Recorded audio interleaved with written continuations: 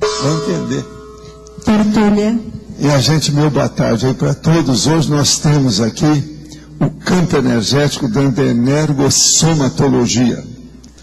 De modo que o processo de parapsiquismo, para a gente estudar o problema da energia, que é a base da vida humana, é básico, né? Embasa tudo, é o fundamento da situação, é o princípio da coisa, não tem outro jeito, você não pode fugir disso. E aí é que é o difícil, por isso que é que eu me bato nessas coisas com vocês. Parapsiquismo, energossoma.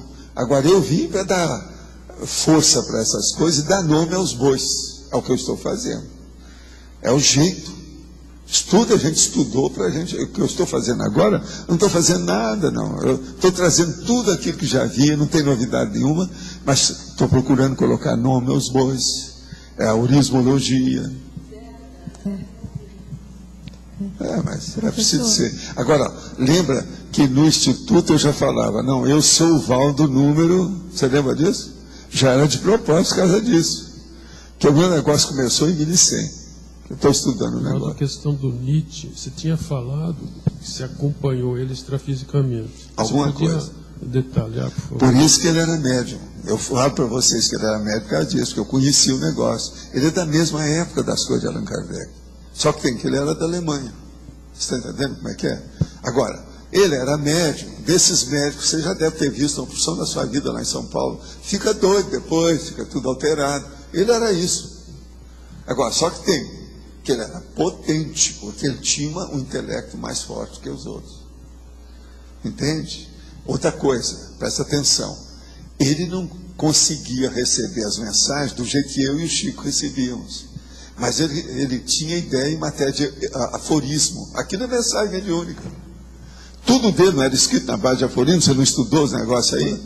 Tudo dele era assim. Outra coisa, ela mesma está chamando, olha, ele tem mega pensante em vocabulário. Tem. Ele usava essas coisas. Essa intelectualidade dele, ele não conseguiu usar isso para dominar o parapsiquismo? Não podia. Nervoso, extremamente sensível, infeliz nos assuntos referentes às mulheres, tipicamente de médium. Nietzsche foi amaldiçoado com problemas físicos e emocionais por toda a sua vida. É um médium de expiação, de provação, como eu chamo. E tornou-se tragicamente insano, sofrendo de um colapso mental depois de assistir a um homem bater em um cavalo. Ele correu para defender o animal e sofreu um colapso de loucura no qual nunca se recuperou. Ele passou a última década da sua vida sob os cuidados de sua mãe e depois de sua morte, da morte da mãe, passou os cuidados de sua irmã. Ela era antissemita e uma espécie fascista, e seu papel em publicar seu legado contribuiu para rotular Nietzsche como nazista. Mais tarde, eles pegaram baseado nisso. Ele não era um filósofo que expôs uma teoria coesa como o empirismo ou o idealismo. Era uma espécie de hospedeiro de um rádio falante, zangando. Está vendo? O cara está falando quase que ele é médium. Zangando de forma divertida e efetiva contra as suas perturbações, que eram o cristianismo e a civilização ocidental. Ele metia o pau nisso. Agora, Nietzsche chamou a moralidade cristã de moralidade escrava, acreditando que era uma doença social destrutiva, que transformava os indivíduos em ovelhas. Em seu lugar, ele defendia a filosofia do super-homem. Não são as nossas coisas? Esse é super-homem. Eu só não estou tão doido e nem também estou pegando um tacape para dar na cabeça dos outros. Alguma coisa sobre o super-homem dele? Ele queria dizer um homem liberto, um homem que com autonomia. É isso. Agora, ele achava que o erro dele foi esse aqui. Nietzsche não acreditava que muitos super-homens já houvessem existido. Eu mesmo falei que na Terra tem no máximo 60 ao todo serenões. Mas citava Jesus, Sócrates, Shakespeare e Napoleão como modelos exemplares para qualquer super-homem em treinamento.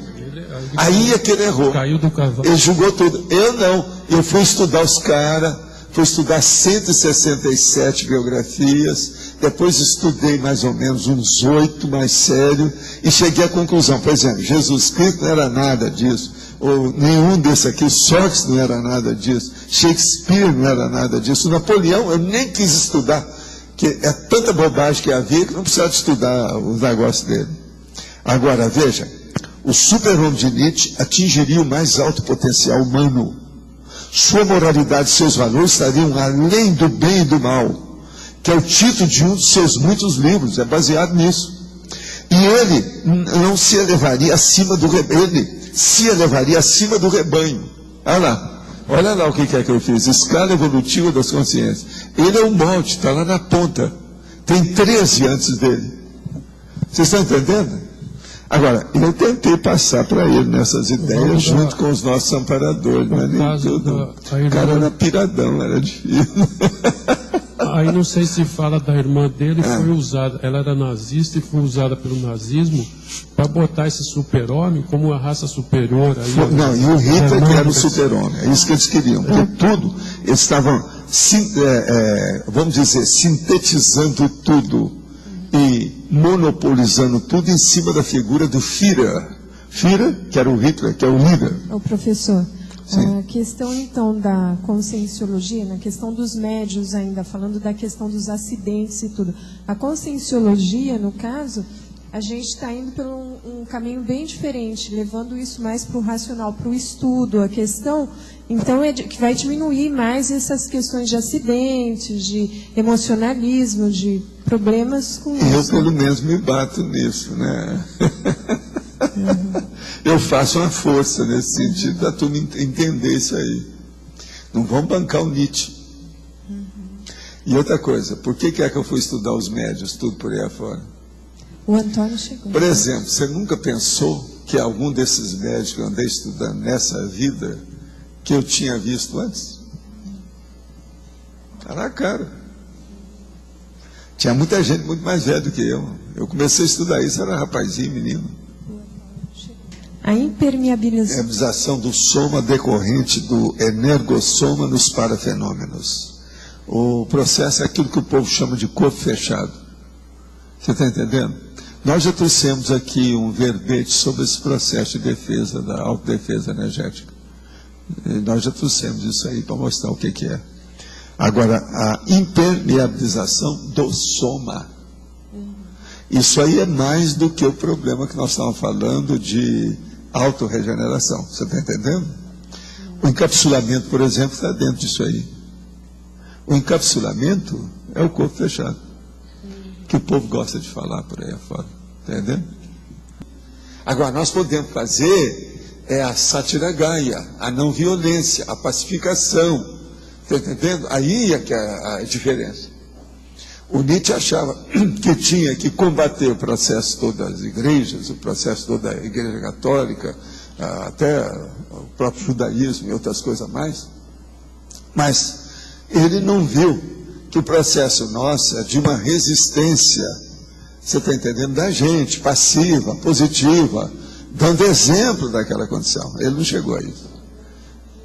Pois é, que é a passividade ativa que eu vivo falando em matéria de parapsiquismo.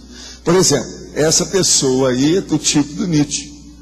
Eu estou mostrando o Nietzsche como assediado e agora estou mostrando o outro assediador, uma pessoa. Então a pessoa casca grossa é o contrário do Nietzsche, mas é tudo igual. Você está entendendo? O efeito é o mesmo. Eu quero é que vocês comecem a entender essas coisas. O Nietzsche, por exemplo, eu já falei algumas vezes. Hoje eu estou falando mais, porque ela mesma perguntou, queria saber, eu estou explicando tudo como é que é. Mas agora veja se tem lógica nessas ponderações que eu estou fazendo com vocês, vocês verem como é que é.